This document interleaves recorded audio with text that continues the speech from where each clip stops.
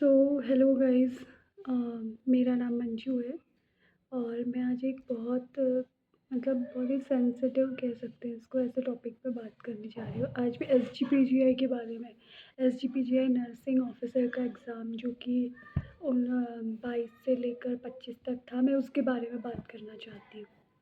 भाई, इस बार तो एसजीपीजीआई के लेवल का कुछ कहना ही नहीं था। कुछ भी मतलब कोई वो ही नहीं था उसके एग्ज़ाम का।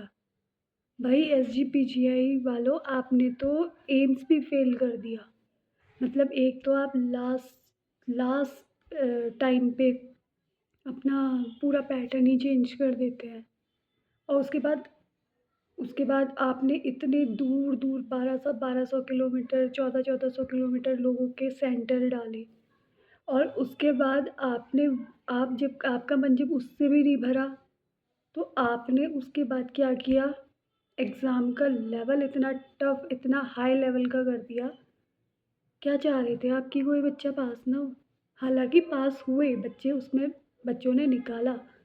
लेकिन भई, आप ये सोचिए ना कि जिनकी जो एवरेज बच्चे होंगे, जिनका सपना होगा एसजीपीजीआई का, वो कैसे इस चीज़ को वो करेंगे, ये बताइए। आप लास्ट ईयर का अपना पैटर्न देखिए, लास्ट ईयर का अपना एग्ज़ाम का लेवल देखिए, और इस साल का आप अपने एग्ज़ाम का लेवल देखिए।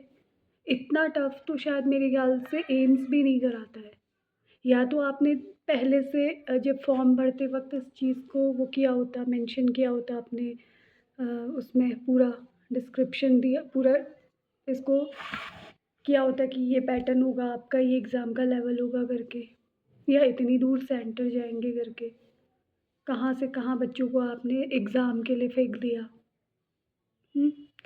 बहुत सारी थी गलतियाँ आपकी। एसजीपीजीआई वालों से मैं कहना चाहूँगी कि ये नहीं करना चाहिए आपको, क्योंकि एक मिडल एवरेज बच्चे का भी सपना होता है। एवरेज बच्चा भी जा सके, मतलब कह सकती हूँ मैं, क्योंकि देखिए आपके बहुत सारे इस बार आपने जो चेंजेस किए, पहला चेंजेस ये था कि आपने एंड टाइम पे आप बता रहे हैं कि प्री मेंस होगा। दूसरा, आप एंड टाइम पे बता रहे हैं कि लैंग्वेज सिर्फ़ इंग्लिश होगी। अरे भाई, क्यों इंग्लिश? हिंदी में क्या दिक्कत है आपको हिंदी में देने में? ये जो एग्ज़ाम है ना, कई बार क्या होता है कि, और आपके जो क्वेश्चन थे वो 3-3 5-5 लाइन के क्वेश्चन थे।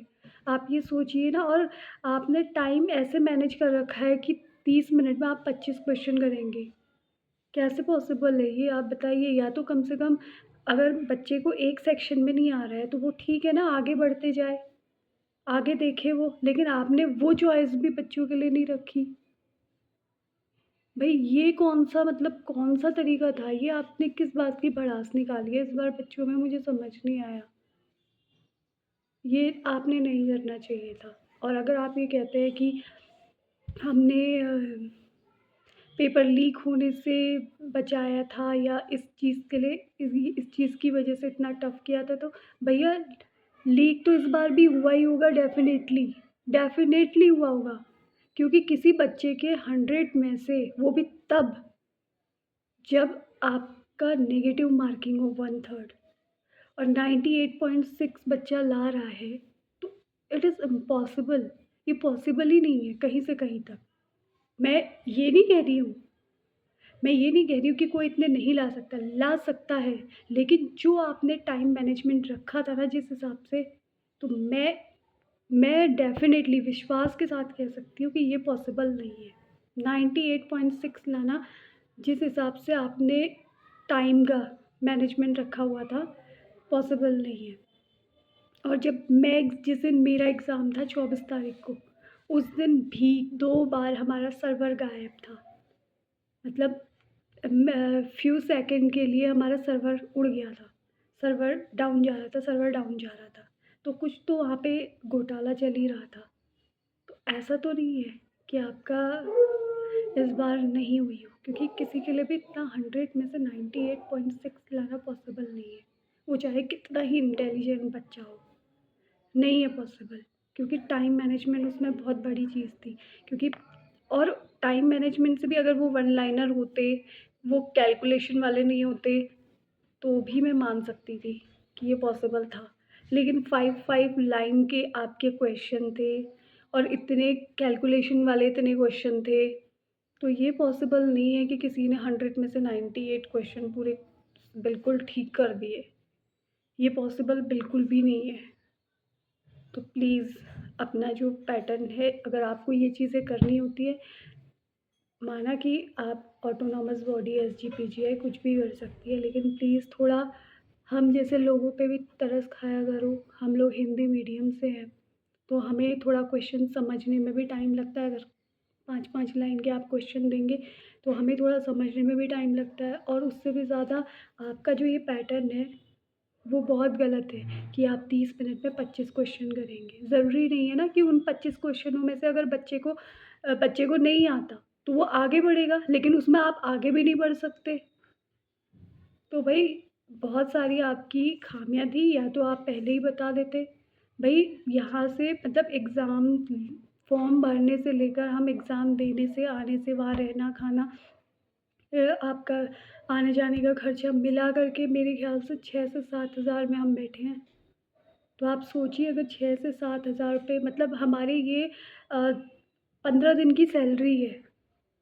और उसके बाद हम जब एग्ज़ाम सेंटर जाते हैं, तो एग्ज़ाम का ही लेवल ये होता है। मुझे आपके मुझे आपके टफ़ पेपर से भी मतलब नहीं है कि आपने इतना टफ़ पेपर दिया। मुझे मतलब इस बात से, जो आपने ये पैटर्न एग्ज़ाम का पैटर्न किया था कि 25 मिनट, आप 30 मिनट में 25 क्वेश्चन करेंगे, वो पॉसिबल नहीं था।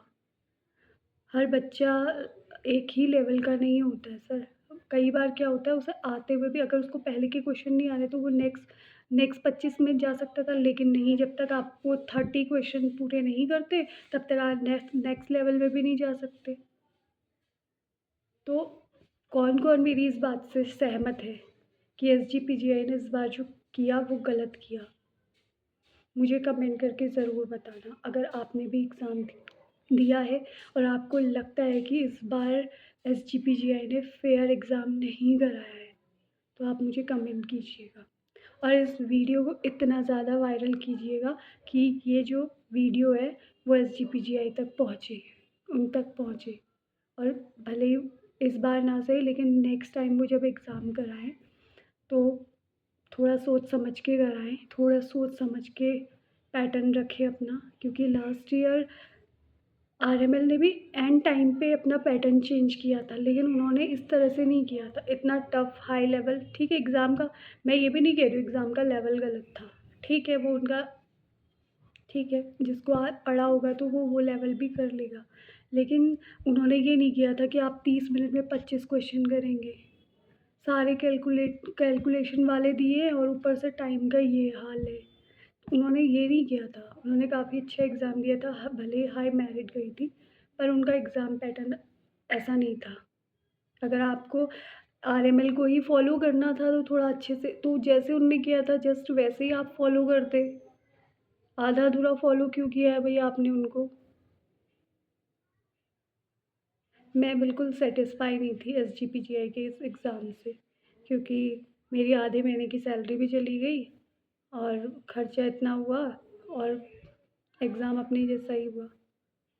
तो अगर आपने भी एसजीपीजीआई का एग्ज़ाम दिया था और आपको लगता है कि ये फ़ेयर नहीं था इस बार का एग्ज़ाम, तो आप मुझे कमेंट करें और इस वीडियो को ज़्यादा से ज़्यादा शेयर करें, ताकि ये एसजीपीजीआई वालों तक पहुँचे।